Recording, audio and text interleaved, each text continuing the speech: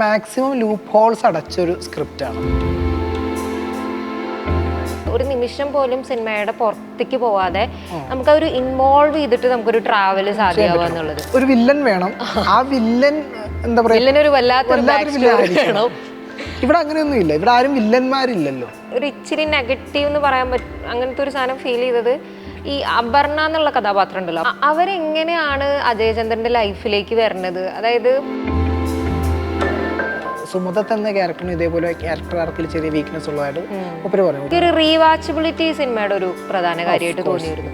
ഇന്ന പേര് പറഞ്ഞാലല്ലേ അയാളുടെ ഫയൽ കിട്ടുകയുള്ളൂ, അല്ലെങ്കിൽ അതുമായിട്ട് ബന്ധപ്പെട്ട കാര്യങ്ങൾ കിട്ടുള്ളൂ. അപ്പോൾ പുള്ളിയുടെ പേര് എന്തുകൊണ്ട് പറയുന്നു, ചിലപ്പോൾ അതൊരു മിസ്റ്റേക്ക് ആയിരിക്കാം. അല്ലെങ്കിൽ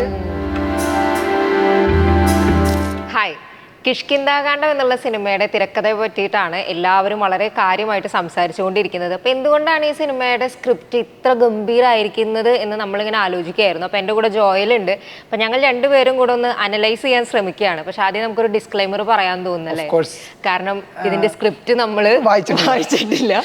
പക്ഷെ എന്നാലും ഒരു കാര്യം കൂടെ, ചെറിയ സ്പോയിലർ അലേർട്ട്സ് ഉണ്ടായേക്കാം. കാരണം പറഞ്ഞു വരുമ്പോൾ എന്തെങ്കിലും സ്പോയിലറൊക്കെ വരും. അപ്പോൾ പടം കണ്ടവർ ഈ വീഡിയോ കാണണമെന്നാണ് ഞങ്ങൾ ആദ്യമേ പറയുന്നത്. പിന്നെ അതിനുശേഷം വന്ന് എന്തിനാണ് ആ കാര്യം പറഞ്ഞത്. അപ്പോൾ നമുക്ക് തുടങ്ങാം. സ്ക്രിപ്റ്റ് വായിക്കാതെ നമ്മൾ സ്ക്രിപ്റ്റ് അനലൈസ് ചെയ്യാൻ പോവാണ്. ഇതിന്റെ റൈറ്റർ പറയുന്നു 8 ദിവസം കൊണ്ട് ഈ സ്ക്രിപ്റ്റ് എഴുതി തീർത്തു. എന്താ പറയുക, ഇതൊരു എന്താ മാക്സിമം, എൻ്റെ പേഴ്സണൽ ഒപ്പീനിയനാണ്, മാക്സിമം ലൂപ്പ് ഹോൾസ് അടച്ചൊരു സ്ക്രിപ്റ്റാണ്. അപ്പോൾ ഈ 8 ദിവസം കൊണ്ട് ഇതിനൊരു ഫസ്റ്റ് ഡ്രാഫ്റ്റ് ക്രിയേറ്റ് ചെയ്യുക എന്ന് പറയുന്നത് ഒരു ഇമ്പോസിബിൾ എന്ന് പറയുന്ന ഒരു സാധനം. അവിടെയാണ് ആളുകൾ, ഞാൻ എന്ന് പറയുന്ന പ്രേക്ഷകൻ ഇതിൽ ഏറ്റവും അത്ഭുതപ്പെടുന്നത്. ഇത് വളരെ ലൂപ്പ് ഹോൾ അടിച്ച് ഈ പറയുന്ന ഓരോ ക്യാരക്ടേഴ്സിനും എന്തിനിത് ചെയ്തു എന്നുള്ളത്, അതിൻ്റെ കാര്യങ്ങൾ റിവീലായി വരുന്നു.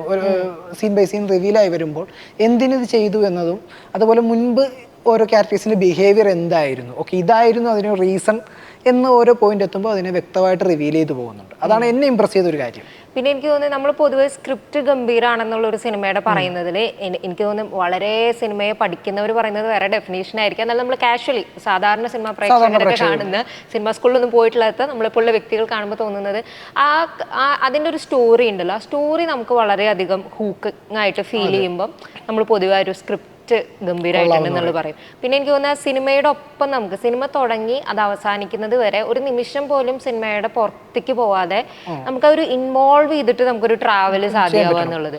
പിന്നെ ഈ അപർണയുടെ ക്യാരക്ടറിനെ പറ്റിയിട്ട് ലൈക്ക് അതുണ്ടല്ലോ, അപർണയാണ് ആക്ച്വലി പ്രേക്ഷകരുടെ ഒരു പെർസ്പെക്റ്റീവില് കയറുന്നു. അതിനെ പറ്റിയിട്ട് ജോയലിന് എങ്ങനെയാണ്? അപർണയുടെ POVയിലാണ് ഈ സിനിമ സ്റ്റാർട്ട് ചെയ്യുന്നത്. അപർണ ഓരോ കാര്യങ്ങൾ കണ്ടുപിടിക്കുമ്പോഴാണ് നമ്മൾ ഓക്കെ ഇതാണ് എന്നതിലേക്ക് എത്തുന്നത്. ഇതിപ്പോൾ അപർണയുടെ ചില ഗസ്സുകൾ നമ്മൾക്കും ഗസ് ചെയ്യാനുള്ള സ്പേസ് ഉണ്ട്.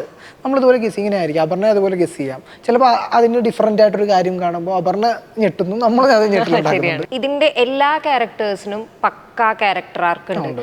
അത് ആദ്യത്തെ ഒരു കാര്യത്തിൽ നമ്മൾ ഒരാളെ പറ്റിയിട്ട് ഒരു കാര്യം വിചാരിക്കുന്നു, പിന്നെ അത് കൃത്യമായിട്ട് ബിൽഡ് ചെയ്ത് വരുന്നു. ചില സാധനങ്ങൾ നമ്മുടെ ഈ പറഞ്ഞ നമ്മളുടെ കാൽക്കുലേഷൻസ് ഒക്കെ തെറ്റാവും. പക്ഷെ ഒരുവിധം എല്ലാവർക്കും ഇങ്ങനെ ഒരു ആർക്കുണ്ട്. നമുക്കൊരു കംപ്ലീഷനിലാണോ ഒരു ഓപ്പൺ എൻഡിങ്ങിലാണോ ആളുകൾ എത്തുന്നത് എന്നുള്ളത് ഓരോരുത്തരുടെയും കാഴ്ച അനുസരിച്ചിരിക്കും. ബട്ട് നമുക്ക് ആ ഒരു ഗ്രോത്ത് കിട്ടണം. അത് ഒബ്വിയസ്ലി അതൊരു സ്ക്രിപ്റ്റിലൂടെ ആയിരിക്കും പ്രധാനമായിട്ടും സാധ്യമാവുന്നത്. ഈ ഒരു റീവാച്ചബിലിറ്റി സിനിമയുടെ ഒരു പ്രധാന കാര്യമായിട്ട് തോന്നിയിരുന്നു. പൊതുവെ ഒരു ത്രില്ലർ പടത്തിന് നമുക്ക് അങ്ങനെ രണ്ടാണ് ഈ പറഞ്ഞ പോലെ സസ്പെൻസും ട്വിസ്റ്റ് പറഞ്ഞു കഴിഞ്ഞാൽ പിന്നെ നമുക്കൊരു റീവാച്ചിനുള്ളൊരു സാധ്യത വളരെ കുറവാണ്. ഇവിടെ എന്ന് പറയുമ്പോൾ നമ്മൾ ഇതിൻ്റെ എല്ലാ സസ്പെൻസുകളും അറിഞ്ഞു കഴിയുമ്പോൾ നമ്മൾ രണ്ടാമതൊന്ന് കണ്ടു കഴിയുമ്പോഴായിരിക്കും ഓക്കെ ഈ ക്യാരക്ടർ എന്തുകൊണ്ടാണ് ഈ മൊമെന്റിൽ ഇങ്ങനെ ബിഹേവ് ചെയ്തത്. അതിന് ഫസ്റ്റ് ടൈം നമ്മൾ കൊടുത്തൊരു ഇന്റർപ്രിട്ടേഷൻ ആയിരിക്കില്ല രണ്ടാം തവണ നമ്മൾ കാണുമ്പോൾ. ഒരു എക്സാമ്പിൾ പോലെ ഇപ്പം ആസിഫിന് ഒരു ഫസ്റ്റ് രജിസ്റ്റർ മാരേജ്, ഒരു മാരേജിന്റെ സ്പേസിൽ ആൾ നിൽക്കുവാണ്. അപ്പോൾ ആ സമയത്ത് ഒരു ഫോൺ കോൾ വരുന്നു. അതൊരു എല്ലാ ഇലക്ഷന്റെ സമയത്ത് നടക്കുന്ന ഒരു പ്രൊസീജിയർ സംബന്ധിക്കുന്ന ഒരു സാധാ ഫോൺ കോൾ ആണത്. അപ്പം അതിൻ്റെ പേരിൽ ഒരു കേരള ഫോറസ്റ്റിലൊക്കെ ഉദ്യോഗസ്ഥനായിട്ടുള്ള നിയമവശങ്ങളൊക്കെ നന്നായിട്ട് അറിയാവുന്ന ഒരാൾ എന്തിനാണ് ഇത്രയും കാര്യമായിട്ട് ഓടി വന്ന ആ കോൾ എടുക്കുന്നത്? വല്ലാത്തൊരു ടെൻഷൻ. അപ്പം അത് കാണുന്ന സമയത്ത് ഇയാൾ എന്തിനാ ഇതിന് മാത്രം ടെൻഷൻ അടിക്കുന്നത്? ഞങ്ങൾ ഡീൽ ചെയ്യാവുന്ന കാര്യമല്ലേ എന്ന് നമുക്ക് തോന്നിയായിരുന്നു. പക്ഷെ എൻഡിലേക്ക് എത്തുമ്പോഴാണ് ആ ടെൻഷൻ അടിച്ചതിനുള്ള കാര്യം തോന്നുന്നത്. ഇപ്പൊ ഈ ത്രില്ലറിന്റെ കാര്യങ്ങളിൽ പറഞ്ഞതുപോലെ തന്നെ ഇപ്പൊ നമ്മൾ സാധാരണ ഈ ത്രില്ലറുകളിലൊക്കെ കാണുമ്പം ഈ സ്ക്രിപ്റ്റ് റൈറ്റർ വല്ലാത്തൊരു കഷ്ടപ്പാട് അനുഭവിക്കും. കാരണം നമ്മൾ ഈ ബിൽഡ് ചെയ്ത് കൊണ്ടുവന്ന സാധനം എൻഡില് എല്ലാവരെയും ഞെട്ടിക്കുന്ന ഒരു ഭയങ്കരമായിട്ടുള്ളൊരു എന്താ പറയുക ഒരു വെളിപ്പെടുത്തൽ നടത്തണം. നിങ്ങൾ ആ വഴി പോയി ഈ വഴി പോയി ആ കണ്ട ആളുകളൊന്നുമല്ല, കൊലപാതകി ഇവനാണ്, അങ്ങനെ ഒരു സാധനം കിട്ടണം. ഒരു വില്ലൻ വേണം. ആ വില്ലൻ എന്താ പറയുക, വില്ലനൊരു വല്ലാത്തൊരു ഇവിടെ അങ്ങനെയൊന്നും ഇല്ല. ഇവിടെ ആരും വില്ലന്മാരില്ലല്ലോ. എൻ്റെ റൈറ്റർ ബാഹുലി പറയുണ്ടായി, നമുക്ക് സിനിമയിൽ വില്ലന്മാർ വേണ്ട. അങ്ങനെ ഒരു വ്യക്തമായിട്ട് അവർ തീരുമാനിച്ചുകൊണ്ടായിരുന്നു സ്ക്രിപ്റ്റ് ചെയ്തത്. അതിൻ്റെ ഒരു ഇത് പറഞ്ഞ പോലെ ഇത് ഞാൻ നേരത്തെ പറഞ്ഞ പോലെ എല്ലാ ക്യാരക്ടേഴ്സിനും ആർക്കുണ്ടെന്ന് പറയുമ്പോൾ തന്നെ ഇതിൽ ഈ ചില കഥാപാത്രങ്ങൾ സസ്പെൻസിന് വേണ്ടി മാത്രം എന്നുള്ള രീതിയിൽ നമുക്ക് തോന്നുന്നത് ഇയാളാണോ, ഇയാൾക്ക് എന്തെങ്കിലും പങ്കുണ്ടോ, എന്തെങ്കിലും ഉണ്ടോ എന്ന് തോന്നിക്കുന്ന ചില ക്യാരക്ടേഴ്സ് ഉണ്ട്. ക്യാരക്ടേഴ്സ് ഉണ്ട്. പിന്നെ അതേപോലെ ഇപ്പം സ്പോയിലറാണ്, കുരങ്ങന്റെ ഒരു അസ്ഥി എന്ന് പറയുന്ന ആ ഒരു സംഭവമാണെങ്കിലും ആ ഫോട്ടോഗ്രാഫ് ആണെങ്കിലും പിന്നെ മറ്റേ ലൈക് പലതവണ വെടികൊണ്ടിട്ടുള്ള ഒരു ആനയുടെ വരുന്ന ഒരു ബോർഡാണെങ്കിലും ഒക്കെ ആ ഒരു സ്റ്റോറി ലൈക്ക് നമ്മൾ സിനിമ കണ്ടിട്ട് എടുത്ത് നോക്കുമ്പോൾ എൻറ്റയർ സ്റ്റോറി ലൈൻ ഈ പറഞ്ഞത് ഒരു സസ്പെൻസ് നമ്മളുടെ ചിന്തകളെ അങ്ങോട്ടും ഇങ്ങോട്ടും ഈ ഹോളിവുഡിലെ ഈ ഹിച്ച്കോക്കിന്റെ ഒക്കെ ഒരു സ്റ്റൈൽ ഉണ്ടല്ലോ, അതായത് ഒരു ക്യാരക്ടറിനെ ഒരു പ്ലേസ് ചെയ്യുക, പിന്നെ ചിലപ്പോൾ ആ ക്യാരക്ടറിന് ഒരു ബന്ധമില്ലാത്ത രീതിയിലേക്ക് പോവാം. അപ്പം നമ്മളൊന്ന് പക്ഷെ അതിന് ഒരുപാട് നെഗറ്റീവും പറയുന്നുണ്ട്. അതിൻ്റെ ഇപ്പം എനിക്ക് പേഴ്സണലി ആ ഒരു സാധനത്തിൽ തോന്നിയത് അത് സിനിമേൻ്റെ ആ ഒരു ട്രാവലിനെ നന്നായിട്ട് തന്നെയാണ് നമ്മൾ എൻഗേജ് ചെയ്തിരുത്താൻ സഹായിക്കുന്നു. പക്ഷെ എൻറ്റയർ സിനിമയിൽ എനിക്കൊരു ഓൾഡ് ടെക്നിക് യൂസ് ചെയ്തു തോന്നിയത് അതിലായിരുന്നു. മേ ബി ആ സിനിമയുടെ ബാക്കി എല്ലാത്തിലും ഒരു ഡെപ്ത് ഫീൽ ചെയ്തപ്പം ഇത്തരം പ്ലേസ്മെന്റ്സ് ഓക്കെ അവരത്. പക്ഷെ എന്നെ സംബന്ധിച്ചിടത്തോളം ഞാൻ പറയുകയാണെങ്കിൽ ഓക്കെ, നമ്മൾ ഈ സിനിമ ട്രാവൽ ചെയ്യുമ്പോൾ പ്രേക്ഷകനെ ഒന്ന് ഡൈവേർട്ട്, പ്രേക്ഷകന് ഗസ് ചെയ്യാൻ ഒരുപാട് സ്പേസ് ഉണ്ടല്ലോ, അതിനിടയിൽ പ്രേക്ഷകനെ ഒന്ന് ഡൈവേർട്ട് ചെയ്യുന്നത് നല്ലതാണ്. അതാവുമ്പോൾ അവർക്ക് ഒരു ക്ലൈമാക്സിൽ ഒരു അല്ലെങ്കിൽ ഒന്നാമത് പ്രേക്ഷകന് ഗസ് ചെയ്യാനുള്ള വ്യക്തമായ സ്പേസുകളുണ്ട് അവിടെ. അപ്പോൾ ഒന്ന് ഡൈവേർട്ട് ചെയ്യുന്നത് പറയുന്ന പോലെ അവർക്ക് സെക്കൻഡ് ഹാഫിൽ ഇനിയും 2.5 മണിക്കൂർ പടം ഉണ്ടെങ്കിൽ ആ 2.5 മണിക്കൂർ മുന്നോട്ട് പോകാൻ നന്നായിരിക്കും. വേണ്ടത്. പിന്നെ എനിക്ക് പക്ഷെ വേറൊരു ആസ്പെക്റ്റിൽ ഒരു ഇച്ചിരി നെഗറ്റീവ് എന്ന് പറയാൻ പറ്റും, അങ്ങനത്തെ ഒരു സാധനം ഫീൽ ചെയ്തത് ഈ അപർണ എന്നുള്ള കഥാപാത്രം ഉണ്ടല്ലോ, അപർണ ബാലമുരളി അവതരിപ്പിച്ച അപർണ, അവരെങ്ങനെയാണ് അജയചന്ദ്രൻ്റെ ലൈഫിലേക്ക് വരുന്നത്? അതായത് എന്തുകൊണ്ട് അവർ അത്രയും വലിയൊരു ഡിസിഷൻ എടുക്കുന്നു? അവരുടെ ലൈഫിലേക്കും അവർ ഒരുപാട് നീണ്ട നാളത്തെ ഒരു ബാഗേജിനെയും കൂടിയാണ് അവർ ഏറ്റെടുക്കുന്നത്. അപ്പം അത് ആളുകൾ ഏറ്റെടുക്കാൻ പാടില്ല എന്നോ അതിന്റെ ചോയ്സിനൊന്നും അല്ല പറയുന്നത്. പക്ഷെ അതിന് മാത്രം ഇവിടെ ഒരു പ്ലോട്ട് കാണിക്കുന്നില്ല. ഇവരെങ്ങനെയാണ് കണക്ട് ആയത്, എന്താണ് അവിടെ ഒരു കൺവിൻസിങ് പോയിന്റ്, എന്തിനൊരാൾ മറ്റൊരാളുടെ ജീവിതത്തിൽ അത്രമേൽ അടുപ്പത്തിൽ നിൽക്കണം, ഇതെനിക്ക് കിട്ടാത്ത പോലെ തോന്നി. അപർണ ശരിക്കും പ്രേക്ഷകരുടെ പോലെ തന്നെ നമ്മൾ വരുന്നു പോകുന്നു.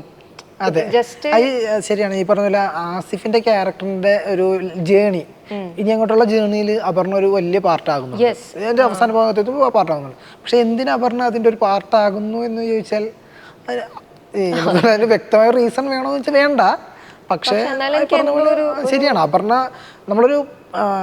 ഒരു വ്യക്തിയുടെ പെർസ്പെക്റ്റീവിൽ നോക്കിയാൽ ഒരു cinema art for art sake എന്ന് പറഞ്ഞ രീതിയിൽ കണ്ടാൽ ഓക്കെ, തിരക്കഥാകൃത്തിന് ഇത്രേ പറയാൻ താല്പര്യമുള്ളൂ എന്ന് പറഞ്ഞാൽ അത്രേ ഉള്ളൂ.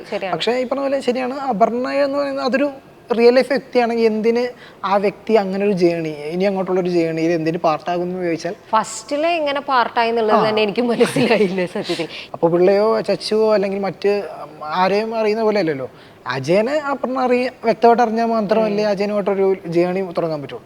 അത് ശരിയാണ്, അതവരങ്ങോട്ട് വളരെ ബ്ലാങ്ക് ആയിട്ട് വിട്ടതുപോലെ തോന്നി. അതിൽ ഒരു കാര്യം തോന്നി വെച്ചാൽ ബാക്കി എല്ലാ ക്യാരക്ടേഴ്സിൻ്റെയും എല്ലാ ആക്ഷനും അവിടെ കൃത്യമായിട്ടുള്ള ഒരു റീസൺ നമുക്ക് എൻഡിലെത്തുമ്പോഴേക്കും മനസ്സിലാവുന്നുണ്ട്. എല്ലാ കാര്യം ഈവൻ ചച്ചു എന്തുകൊണ്ട് വളരെ ഹൈപ്പർ ആക്റ്റീവായി. പിന്നെ ഒരു സാധനം പറയണതല്ലോ, ചച്ചുവിന് ഒരു ഗെയിം ഭയങ്കര ഇഷ്ടമായിരുന്നു എന്ന് പറയുന്നുണ്ട്. മേ ബി നമുക്ക് ചച്ചു എന്തുകൊണ്ട് തോക്കെടുക്കുന്നു എന്നുള്ളത് ആ ഗെയിമായിട്ട് കണക്ട് ചെയ്യാം. ചച്ചു എങ്ങനെ വയലന്റ് ആവുന്നു എന്നുള്ളത് നമുക്ക് കണക്ട് ചെയ്യാം. സോ ഇത് നമ്മൾക്ക് റീവാച്ച് ചെയ്താലോ വെറുതെ ഇരുന്ന് ആലോചിച്ചാലോ അതായത് വളരെ കുറഞ്ഞ സമയം വരുന്ന ചച്ചു പോട്ടെ, പ്രസാദ് എന്നല്ല ചേട്ടൻ ക്യാരക്ടറിന്റെ പേര്, അങ്ങനെ ഒരു പേര്, ആ ചേട്ടൻ ക്യാരക്ടറിന് പോലും 2 വീഡിയോ കോളിൽ വന്നിട്ട് ആ ചേട്ടൻ ക്യാരക്ടറിന്റെ ലൈഫ് നമുക്ക് കിട്ടും. അയാൾ മോളായിട്ടുള്ള ബന്ധം എന്തുകൊണ്ടാണ് ഇത്രയും കാഷ്വൽ ആൻഡ് ഫ്രീ ആയിട്ട് അയാൾ വെക്കുന്നത്, അയാൾ അച്ഛനായിട്ടുള്ള ബന്ധത്തിന് അയാൾക്ക് എന്താണ് ബുദ്ധിമുട്ട്, ഇതൊക്കെ കിട്ടുന്നുണ്ട്. ബട്ട് ത്രൂ ഔട്ടുള്ള അപർണ എന്ന് പറയുന്ന ക്യാരക്ടറിനെ പറ്റി മാത്രം കിട്ടാതിരിക്കുമ്പോൾ എന്തോ ഒരു ബുദ്ധിമുട്ട് ഫീൽ ചെയ്തു. എൻ്റെ ഒരു ഫ്രണ്ട് പറയുന്നുണ്ട്, സുമദത്തൻ ജഗദീഷ് അവതരിപ്പിച്ച സുമദത്ത് എന്ന ക്യാരക്ടറിന് ഇതേപോലെ ക്യാരക്ടർ ആർക്കിൽ ചെറിയ വീക്ക്നെസ് ഉള്ളതായിട്ട് മൂപ്പര് പറഞ്ഞു കഴിഞ്ഞാൽ ഈ പറഞ്ഞ പോലെ സുമദത്തിന് എന്തിന് ഈ പറയുന്ന പോലെ ഈ അജയനോ അല്ലെങ്കിൽ അപ്പോൾ പിള്ളേക്കോ ഓരോ കാര്യങ്ങൾ ചെയ്യുന്നതിന് വ്യക്തമായ ഒരു റീസൺ ഉണ്ട്. സുമതത്തിന് ഇതിന്റെ പാർട്ടാകുന്നതിന് അങ്ങനെ വലിയ റീസണോ കാര്യങ്ങളോ ഒന്നുമില്ല.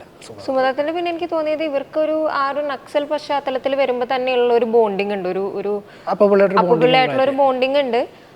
അതിനുശേഷം പിന്നെ എനിക്ക് അതിനകത്ത് തോന്നി ഇച്ചിരി ക്ലാസ് വർക്ക് ആയതിൻ്റെയും കൂടിയാണോ തോന്നി. അപ്പുപിള്ളയുടെ അച്ഛൻ ഭയങ്കരമായിട്ടുള്ള ഒരു എന്തോ ഒരു ജന്മിക്കൈൻഡ് ഓഫ് പേഴ്സൺ പറയുന്നുണ്ട്. സോ അപ്പുപിള്ളയ്ക്ക് അങ്ങനെ ലൈഫിനെ അതിന്ന് ട്രാക്കിൽ നിന്ന് മാറി പോകാൻ പറ്റി. പക്ഷെ സുമതത്തിന് ഒരു പക്ഷേ സമൂഹത്തിന്റെ കുറച്ചുകൂടെ അടിത്തട്ടിൽ നിന്ന് വരുന്ന മനുഷ്യനായിരിക്കാം. അതുകൊണ്ടായിരിക്കാം അദ്ദേഹത്തിന് പിന്നീട് ഈ ലേബലിൽ നിന്ന് ആ വന്ന നക്സൽ പ്രസ്ഥാനത്തിന് ബന്ധപ്പെട്ട ലേബലിൽ നിന്ന് ഒരിക്കലും ഒഴിവാക്കാൻ പറ്റാത്തതും അയാൾക്ക് ഈ വാറ്റും കാര്യങ്ങളൊക്കെ ആയിട്ട് ജീവിക്കേണ്ടി വരുന്നതും മറ്റൊരു വാച്ചർ മാത്രമായി ചെയ്യുന്നു എന്നതും എനിക്ക് അങ്ങനത്തെ ഒരു സാധനം ഫീൽ ചെയ്തു. ഞാൻ പറയുന്നതല്ല, എന്തിനാണ് സുമതത്തിന് ഇവരുടെ ഈ ഒരു ഇതൊരു ലൂപ്പ് പോലെയാണല്ലോ ഈ കഥ. ഇനി മുന്നോട്ട് ഇങ്ങനെ ലൂപ്പ് പോലെ പോയിക്കൊണ്ടിരിക്കുകയാണ്. ആ ലൂപ്പിന്റെ ഒരു പാർട്ടാണ് സുമതത്തിന് ഒരു പോയിന്റിൽ. സുമതത്തിനാണ് ശരിക്കും മെയിൻ ഒരു പോയിന്റ് ഉണ്ട്. അയാൾക്ക് എന്തെങ്കിലും സത്യം തിരിച്ചറിഞ്ഞു കഴിഞ്ഞാൽ ഇത് മുഴുവൻ പൊളിയും. അപ്പൊ ആ ഒരു ലൂപ്പിൽ അയാളും അങ്ങനെ എന്തുകൊണ്ട് പാർട്ടാകും എന്നുള്ളൊരു ഇതെനിക്ക് ഫ്രണ്ട് പറഞ്ഞ ഒരു കാര്യമാണ്. പിന്നെ അതേപോലെ 1-2 മിസ്റ്റേക്സ് മൂപ്പര് പറയുണ്ടായി. അത് ഒന്നെന്ന് പറഞ്ഞാല് ഈ ഹോസ്പിറ്റലില്, ഇതൊരു സ്പോയിലർ ആയിട്ടോ ആദ്യമേ പറയാണ്, ഹോസ്പിറ്റലിൽ അപ്പുപിള്ള പോകുന്ന ഒരു സീൻസിൽ 1-2 മറ്റേ ഇത് എടുക്കാൻ ഓരോ തവണയും അപ്പുപിള്ളയുടെ പേരാ പറയുന്നത്. ഒരിക്കലും അപ്പുപിള്ളയുടെ പേര് പറഞ്ഞാൽ കിട്ടില്ലല്ലോ കാര്യങ്ങൾ. അത് പറയേണ്ട ക്യാരക്ടേഴ്സിന്റെ പേരാണ്, വേറെ പേരാണ്. പക്ഷെ അതല്ല, അപ്പുപിള്ളയുടെ പേരാ പറയുന്നത്. അതൊരു അതെന്തുകൊണ്ട് അങ്ങനെ ശരിയാണ് ആ പോയിന്റ്. അപ്പുപിള്ളയുടെ പേരും പറഞ്ഞുകൊണ്ടാണ് ചെല്ലുന്നതും പോകുന്നത്. അതൊരിക്കലും അപ്പുപിള്ളയായിട്ട് യാതൊരു ബന്ധവുമില്ലല്ലോ. ഇനി അവിടെ എനിക്കത് കൃത്യമായിട്ട് ആ സീന് ആ രീതിക്ക് ഇയാൾ ഹോസ്പിറ്റലിൽ പോകുന്ന ഒരു രീതിക്ക് രജിസ്റ്റർ ആയിട്ടുള്ളൂ. അതാ നമ്മൾ ആ മൊമെന്റ് അങ്ങനെ രജിസ്റ്റർ ചെയ്യുന്നുള്ളൂ. ഞാനും അങ്ങനെ കരുതിയുള്ളൂ. പക്ഷെ പേര് പറയേണ്ട ഇന്ന പേര് പറഞ്ഞാലല്ലേ അയാളുടെ ഫയൽ കിട്ടുകയുള്ളൂ, അല്ലെങ്കിൽ അതുമായിട്ട് ബന്ധപ്പെട്ട കാര്യങ്ങൾ കിട്ടുള്ളൂ. അപ്പോൾ പുള്ളിയുടെ പേര് എന്തുകൊണ്ട് പറയുന്നു, ചിലപ്പോൾ അതൊരു മിസ്റ്റേക്ക് ആയിരിക്കാം, അല്ലെങ്കിൽ എന്തോ അതൊരു എനിക്കൊരു ചെറിയൊരു ഫോൾട്ടാണെന്ന് സംവിധായകനൊക്കെ കാണുന്നുണ്ടെങ്കിൽ ജോയലിന്റെ ഒരു വലിയ എന്റെ അല്ല, എന്റെ സുഹൃത്ത് പറഞ്ഞതാണ്. സുഹൃത്ത് പറഞ്ഞപ്പോഴാണ് ഞാനും ഓക്കെ ശരിയാണ്. നമ്മള് ഈ പറയുന്ന അതിന് ഒരു വിധത്തിൽ സ്ക്രിപ്റ്റിന്റെ ഒരു ഗുണം കൂടെയാണ്. അതായത് സ്ക്രിപ്റ്റ് അത്രത്തോളം ഗംഭീരമായതുകൊണ്ട് തന്നെയാണ് നമ്മൾ ഇത്തരം ചില മിസ്റ്റേക്കുകളെ എൻ്റെർലി ഇഗ്നോർ ചെയ്തു പോകുന്നത്. അപ്പം ഇതൊക്കെയാണ് നമുക്ക് ചെറിയ അതെ, ഇപ്പൊ നിലവിൽ തിയേറ്ററിൽ ചിത്രം മുന്നോട്ട് പോകുന്നതുകൊണ്ട് നമുക്ക് ഒരുപാട് അങ്ങ് ഡീറ്റെയിൽ പറയാൻ പറ്റില്ല. OTT റിലീസ് കഴിയുമ്പോൾ ഞങ്ങൾ ഒന്നുകൂടെ ഇരിക്കുന്നുണ്ട്. അപ്പൊ നമുക്ക് വളരെ ഡീറ്റെയിൽ ആയിട്ട് ഒന്നുകൂടെ സംസാരിക്കേണ്ടി വരും. ഓരോ ക്യാരക്ടേഴ്സിനെ എടുത്ത് നമുക്ക് സംസാരിക്കേണ്ടി വരും. പിന്നെ എനിക്ക് തോന്നുന്നു ഇപ്പോൾ OTT റിലീസിന് മുൻപ് അല്ലെങ്കിൽ ഇപ്പോൾ കണ്ടിട്ടുള്ളവർക്ക് തന്നെ അവർക്ക് സ്ക്രിപ്റ്റ് എന്തുകൊണ്ട് ബ്രില്യൻ്റ് ആയിട്ട് തോന്നി എന്നുള്ളതിന് ഇതല്ലാത്ത ഒരുപാട് ആസ്പെക്റ്റുകൾ ഉണ്ടാവും. അപ്പം അതൊക്കെ ഒന്ന് കമന്റിലും കൂടെ പറയുവാണെങ്കിൽ സന്തോഷമായിരുന്നു. നമുക്കൊക്കെ ഒന്ന് വായിച്ച് നമ്മളുടെ സിനിമ ഞങ്ങൾക്ക് ഇങ്ങനെ ചില എലമെന്റ്സ് ഉണ്ടോ നമുക്കും ചിന്തിക്കാം. നമ്മൾ നമ്മുടെ സുഹൃത്തുക്കളോട് സംസാരിക്കുമ്പോഴാണ് ഓരോരുത്തരെയും കാഴ്ചപ്പാടെന്നൊക്കെ കിട്ടുന്നത്. അപ്പം അത്തരം കാര്യങ്ങളും കൂടെ ഉണ്ടെങ്കിൽ ഒന്ന് കമന്റിൽ പറയാം. അപ്പം താങ്ക് യു, ബൈ.